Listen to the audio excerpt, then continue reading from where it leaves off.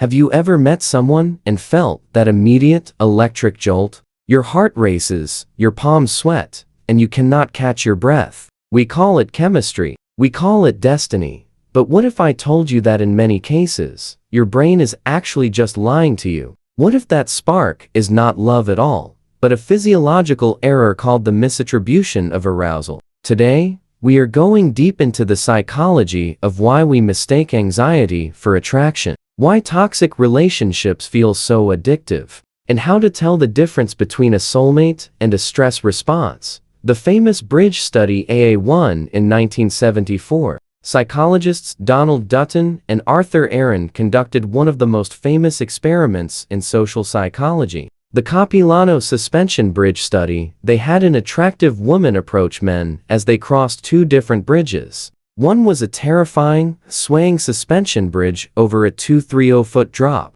The other was a low, solid cedar bridge. She asked them to fill out a survey and gave them her number in case they had questions. The results were staggering. Men on the scary bridge were significantly more likely to call her later. Why? Because their hearts were already pounding from fear. When they saw her, their brains looked for a reason for that racing heart and concluded, I must be attracted to her. This is the core of misattribution. Your body feels the physical hum of adrenaline, and your mind puts a romantic label on it.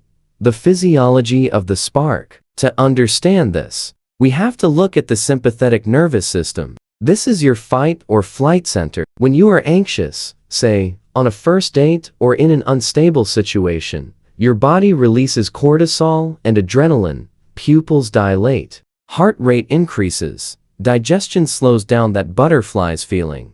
Here is the kicker. The physical symptoms of high-level anxiety are almost identical to the physical symptoms of intense sexual attraction. If you grew up in a chaotic environment, your brain might actually crave this high-stress state because it associates chaos with intensity and intensity with love. The dark side: trauma bonding and toxicity. This is where it gets dangerous. Have you ever been in a roller coaster relationship? The highs are euphoric, but the lows are devastating. When a partner makes you anxious through ghosting, inconsistency, or hot and cold behavior, your body stays in a state of high arousal. When they finally show you affection, you get a massive hit of dopamine. Because your baseline was so stressed, that relief feels like true love. You become addicted to the cycle of anxiety and resolution. You aren't in love with the person. You're addicted to the neurochemical spike that follows the anxiety they caused you.